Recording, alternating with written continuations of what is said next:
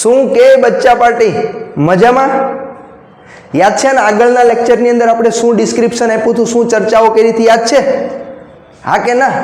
જો નથી ખબર તો ખાસ અત્યારમાં આગળનો વિડીયો જોઈ લો, એની લિંક તમને નીચે ડિસ્ક્રિપ્શનની અંદર આપેલી છે.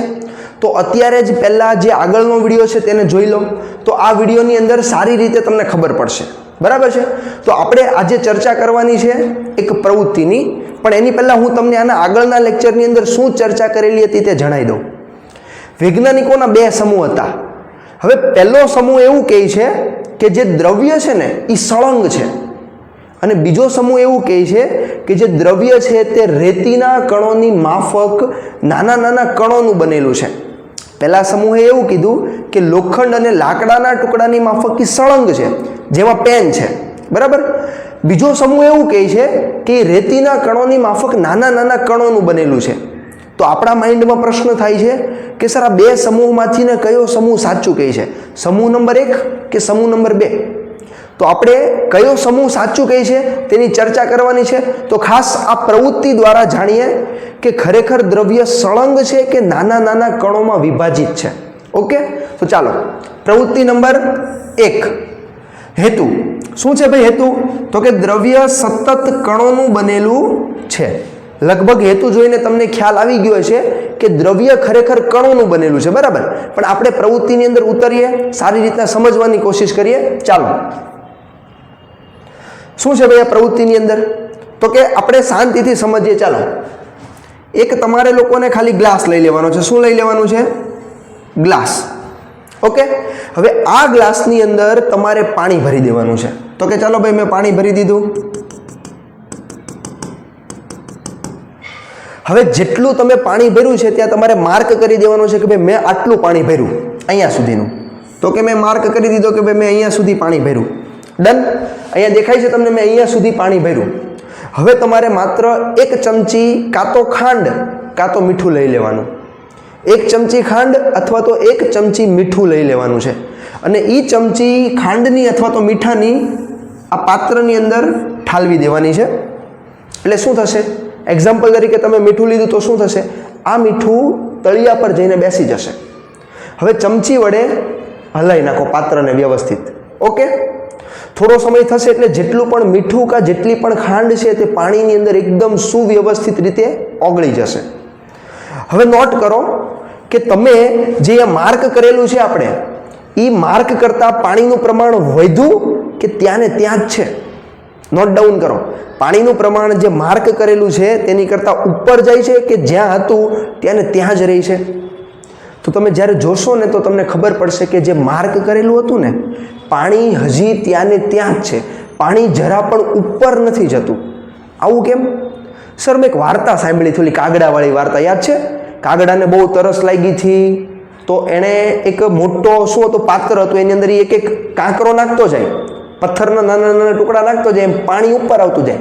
સર એમાં તો પાણી ઉપર આવતું હતું, સર આમાં પાણી ઉપર નથી આવતું કેમ? એનું કારણ શું છે? તો ચાલો આપણે જાણીએ. યાદ કરવાના આગળના લેક્ચરની અંદર મેં તમને એક વસ્તુ દોરીને શીખવાડી હતી કે જે પ્રવાહી પદાર્થ છે એ પ્રવાહી પદાર્થના અણુઓ કેવી રીતે ગોઠવાયેલા હોય. બરાબર? પ્રવાહી પદાર્થના અણુઓ કેવી રીતે ગોઠવાયેલા હોય મેં તમને ચર્ચા કરીને કીધું હતું. ચાલો, તો પ્રવાહી પદાર્થના જે અણુઓ છે બાળકો, એ પ્રવાહી પદાર્થના અણુઓની વચ્ચે શું હોય છે? અવકાશ હોય છે. શું હોય છે? અવકાશ હોય છે. દેખાય છે? અહીંયા મેં પ્રવાહી પદાર્થના અણુઓની રચના દોરેલી છે. આ શું છે બેટા? પ્રવાહી પદાર્થ. પ્રવાહી પદાર્થના જે અણુઓ હોય ને એ અણુઓની વચ્ચે જગ્યા હોય. આ તમને સ્પેસ દેખાય છે? દેખાય છે આ સ્પેસ? હા કે ના? તો કે હા, આ સ્પેસ છે.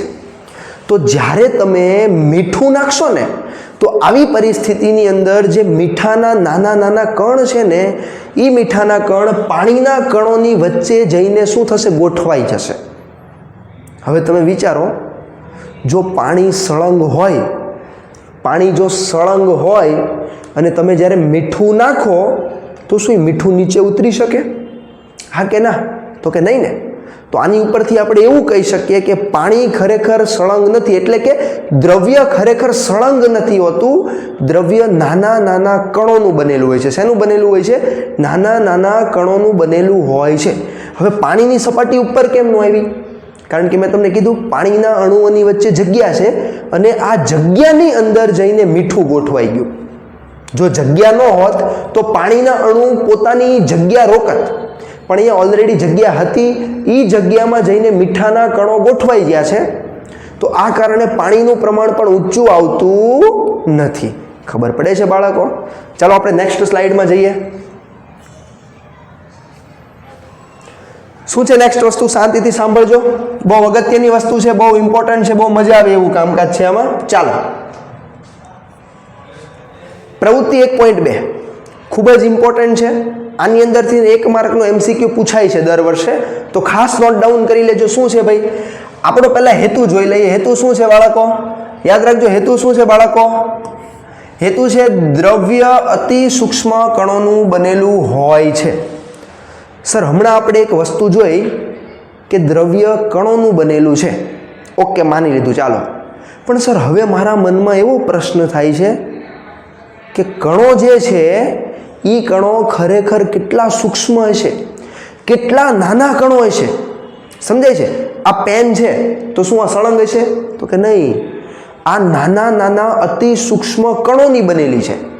પણ સર, આનો એક કણ લઈ લો અને એ એક કણ કેટલો સૂક્ષ્મ છે એ મારે જાણવું હોય તો ચાલો આપણે એક પ્રવૃત્તિ દ્વારા સમજવાનો પ્રયત્ન કરીએ. આપણને ચોક્કસ માપ ના મળી શકે, પરંતુ આપણે એની નજીક પહોંચી શકીએ. આપણા મગજની અંદર છબી આવી શકે કે સૂક્ષ્મ જે કણો છે કેટલા સૂક્ષ્મ હોઈ શકે. બરાબર છે? તો ચાલો જોઈએ. તમારે શું કરવાનું છે? Potassium permanganate. શું કરવાનું છે બાળકો? પોટેશિયમ પરમેંગેનેટ, જેને KMnO4 કહેવામાં આવે છે.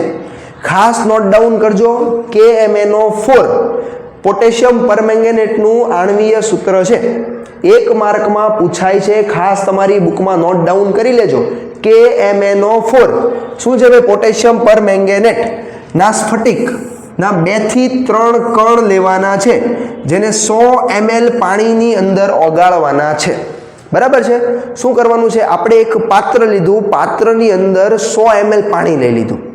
હવે આ 100 ml પાણીની અંદર તમારે લોકોને શું કરવાનું છે? પોટેશિયમ પરમેંગેનેટના 2 થી 3 ટુકડા, 2 થી 3 કણ ઓગાળવાના છે. આપણે પ્રવૃત્તિને ચિત્ર દ્વારા સમજીએ. ચાલો, અહીંયા તમને એકદમ સ્પષ્ટપણે વસ્તુ દેખાશે, શાંતિથી સમજવાનો પ્રયત્ન કરજો. અહીંયા તમને, માફ કરજો બાળકો,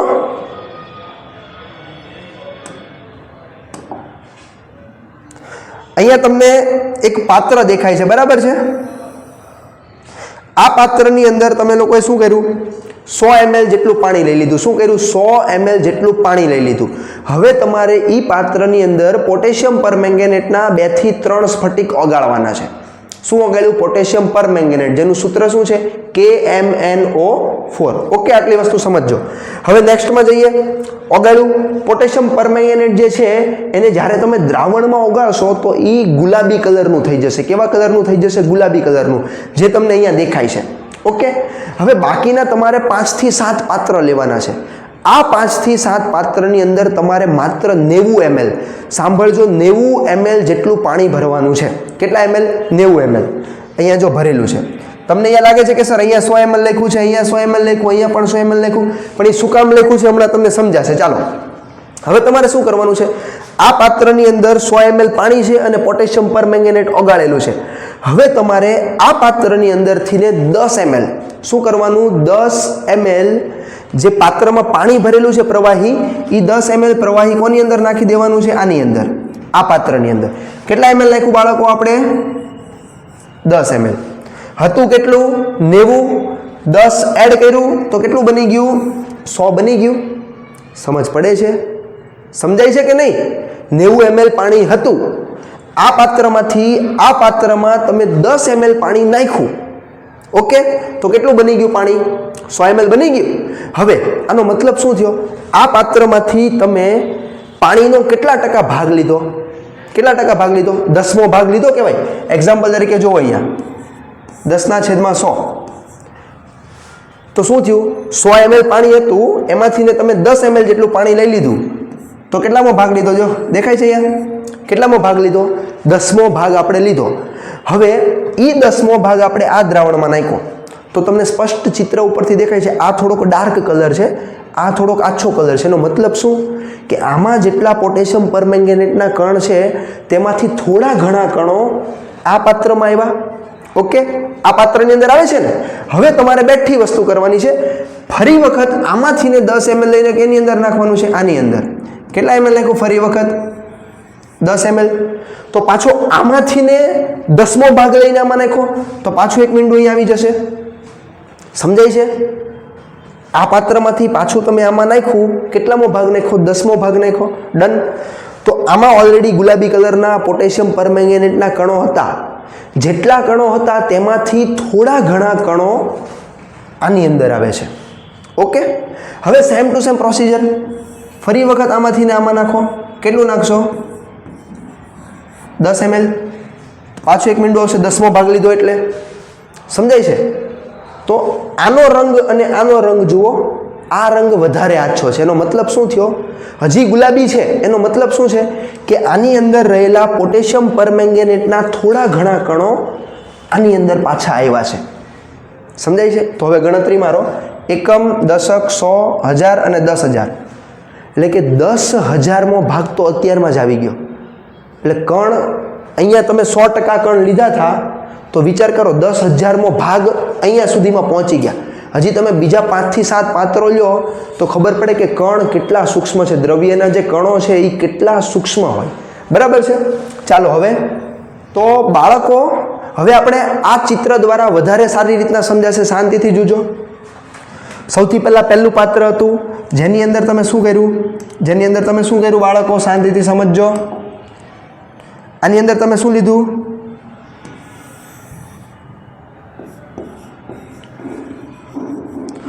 ml શું લીધું?